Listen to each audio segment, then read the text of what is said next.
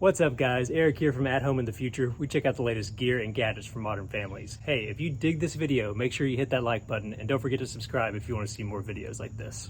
Hey, I want to let you know right up front that although Gen 3 sent over this bike for us to check out today, everything you're about to hear, all these are my actual honest opinions, so let's get to it.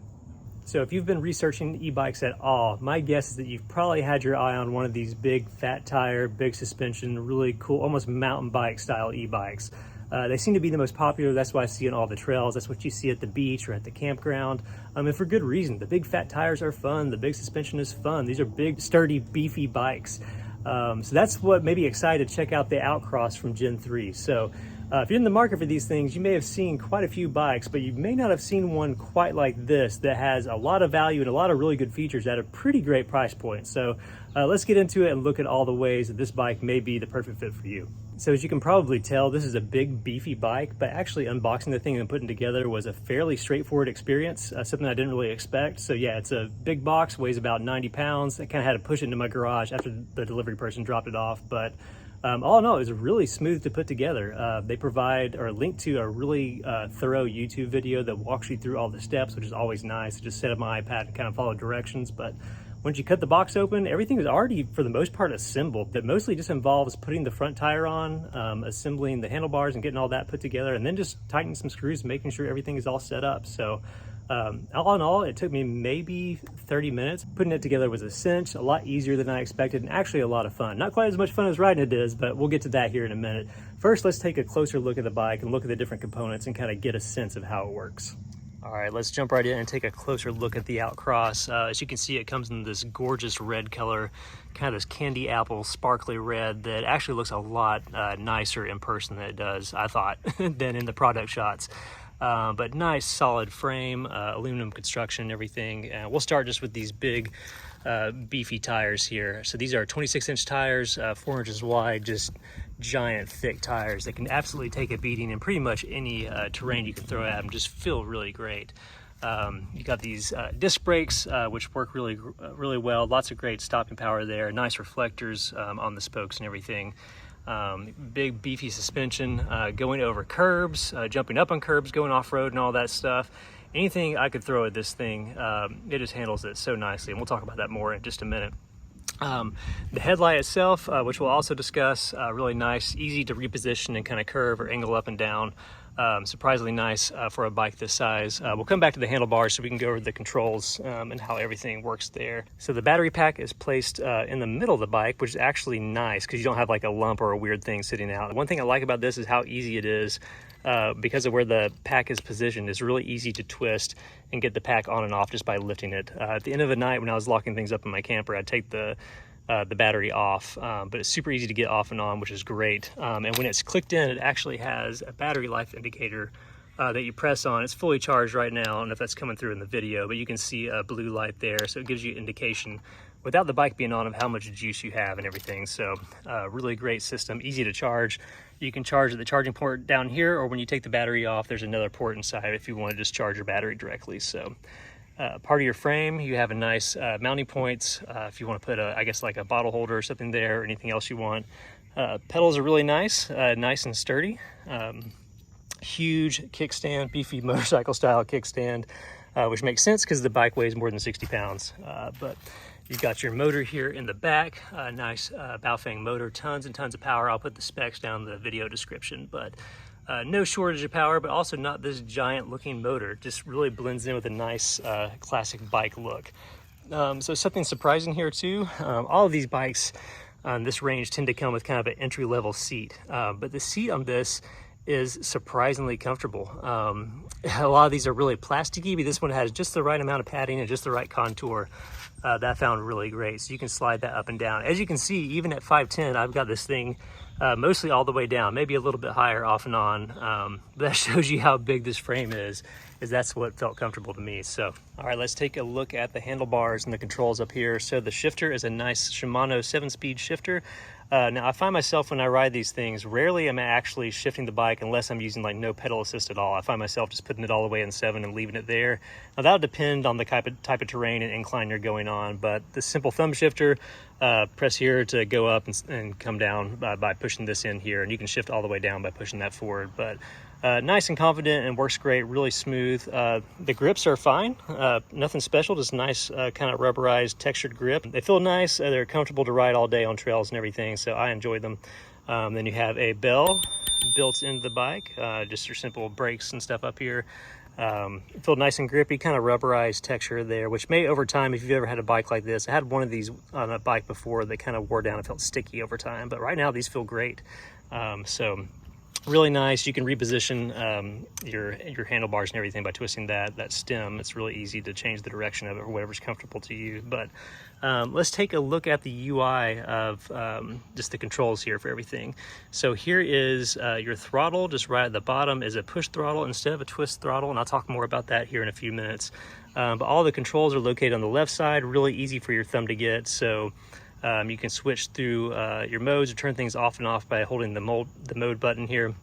You can go up and pedal assist by pushing the plus button. Really easy to shift up and down in that, even while you're riding, and you can just go right back down. I actually do have the backlight on right now, which you can't tell because I'm outside in the sun, but just for the sake of the video, it looks nice. But that also, when you have that backlight on the screen, also adds the headlight on as well. So really nice, simple UI. Your speed will go up here. Obviously, we're staying stationary right now, so hopefully in some of the footage later in the video, you'll be able to see how that looks and everything.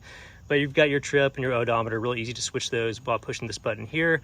And the one thing that may be kind of hard to see, I'll switch angles, but the battery life indicator here, it works great, but it works a little bit different from some of the other e-bikes I've been on. So as you use a lot of throttle, and again, that throttle works just with a simple thumb press, and you can see it kind of go forward. I'm going to actually turn the pedal assist off so I can show you how much movement there is in the throttle, but easy to control and easy to nuance with just a little light press. I found it really great to control. But as you push that throttle or you go up and pedal assist, you'll notice this battery life indicator. If you're really taxing the motor, you'll notice that go down for a little bit, I think to show you like how much battery it's actually using. But then when you go back off of it, it'll go back up. And then if you're not using any of those features at all, it just kind of gives you a general overview of the battery level of the bike. In addition to the battery itself down here, which as I showed you earlier, you can push that. But all in all, a really easy UI to use, a little bit different from some of the other systems I've used before, but easy to operate, really really comfortable position for your thumbs and everything. Again, this throttle I find pretty nice, but easy to turn on and off too, just by pressing and holding that mode button. So let's talk a little bit more about how this thing drives. All right, so the big question, the thing that you probably just fast forwarded to in this review, how does this thing actually drive? How does it handle? Can it go on trails? Does it feel responsive and fast? Yes, it is actually a super awesome bike. I threw a lot of hills at it. I went off-road and all over the place, and never once did it feel like this thing was underpowered. In fact, I would say most of the time it probably feels a little bit overpowered, not in a scary way, but with all the different pedal assist modes and everything, I found myself mostly gravitating to like pedal assist 1 to 3. 4 and 5 are so powerful and add so much gumption to this thing that I've kind of found myself staying away from those things because you just barely pedal and then it's boom, you get a huge boost. But 3 is more than enough for almost every bit of terrain that I threw at it. But so much fun to drive, so confident. The suspension is really great too. Now it is only a front suspension bike, so there's nothing on the back, although you could probably switch out a seat post to kind of fake that. But the front with those big beefy shocks, man, coming off curbs or jumping up on curbs and just going over trails and everything is such a great experience in this thing. Lots of motion, and you can lock them if you want, but I left them open all the time. It's just a ton of fun to ride around with the suspension on this bike. There are a few minor details that for me really made this bike stand out. The first of those is a little bit surprising. I always thought that I would prefer the cool motorcycle style twist throttle, and the other e-bikes that I've owned all have that sort of system, but the thumb throttle on this is surprisingly great. I felt like I had a little bit more control. With the twist throttle, although it looks cool and it feels cool, I always feel like I have a little bit less control on the grip. But with the thumb throttle, I don't know if this is from a lifetime of playing video games, but I feel like I have a little bit more nuanced control right out of the gate of like the torque and the amount of speed I want to apply and how fast I want to take off. Something about that thumb throttle gives a lot of nice control, and I like it that it's so close to the other controls that you kind of relegate that part of your brain to your left hand that's controlling most of the things in the bike, and it leaves both hands in a place where you can get those brakes really easy. So that was a huge win. Another surprise and something I didn't expect was that the headlight for it is really nice at night. Now, other e-bikes come with headlights. It's kind of a common feature, but this one, the spread of the light and the way that it projects and everything, I found a lot more helpful when you're trying to avoid obstacles or look for stuff in the road. Some of these bikes come with a light that's just highly focused little beam. It's almost like you have a flashlight in the front, but this is diffused enough and bright enough where it's just about perfect. So much so that I don't even know that I would consider an aftermarket light a need or something that you would even want. So that's a huge perk for me. Another giant bonus, and this is just a Gen 3 thing in general, but all their support, all their customer service, even some of their servicing and stuff is US based. So a lot of these people just make a bike, stick a badge on it, and good luck to you. But these guys really care about their products. That is a huge perk if you're gonna make a large purchase like this. The final impression that really stood out to me here in the pro category for sure is just that the build quality, the ride quality of this thing, all just feels like more than the sum of its parts, if that makes sense. Now, this bike features a lot of good components, a lot of great components, but more than anything, it all works together to have this just great experience of owning an e-bike, especially if something like this might be your first e-bike. It is so much fun to ride and just a really great experience with a fat tire e-bike. Okay, so you can probably tell I'm having a ton of fun with this thing, but I do want to mention just a few nitpicky criticisms I have of it. The first is that the frame of this, and this is just a general thing, but it's a large frame, it's a big bike. Now I'm 5'10", I'm a medium-sized guy.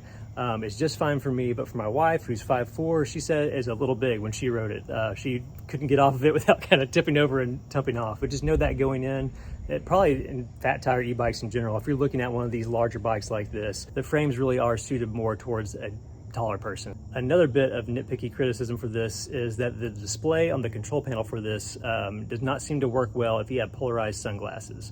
So that may not matter to you at all, but for me, I wear polarized Ray-Bans all the time, and I found the screen, I kind of had to scoot them down my eyes to make sure I could see everything. You can see some stuff and everything, but if you're at a weird angle, sometimes the pedal assist mode or your miles per hour speed, that sort of thing, can be obscured just by those weird wavy lines when that stuff happens. So that's worth noting if sunglasses are a big deal for you. And the final bit of criticism I have for this bike is the one cheap component I found on the bike, and that is the tail light itself. Now, if you'll notice right here, the tail light is nowhere to be found, and that's because I have no idea where it's at. The tail light isn't actually attached to the bike or bolted down or wired in or anything. It's just one that you wrap around with kind of a tight rubber band and it'll stay on. And I think it probably would. I know since it attaches to the seat post itself, when you slide it down, it's easy for it to come off, because at some point, me who never loses anything actually lost it. Now, it's not a big deal, probably something you would want to upgrade anyway, but as you consider this bike, know that is the one little component that was a complaint for me. All right, so you've listened to me rattle on about this thing. Should you actually get this bike? If you're in the market for a fat tire e-bike, is this one you should be looking at? Now, I would say absolutely yes. So other bikes in this category with very similar features from the bigger name brands are probably anywhere from $1,700 at the lowest all the way up to $2,500. The price is kind of different, you know how that goes. But this thing with all these features, with all that power, the USA-based support, with the great suspension, with the killer ride quality and all that range, it comes in just at the average normal price of $14.99, and that's shipped, and that's without any coupon codes or anything. That stuff happens throughout the year, and it's definitely worth checking out. So if you're at all interested in a fat tire e-bike, I don't think I can recommend this thing enough. It's been so much fun to ride. It looks killer. The battery life is just nuts. The acceleration is absolutely awesome. So definitely worth checking out.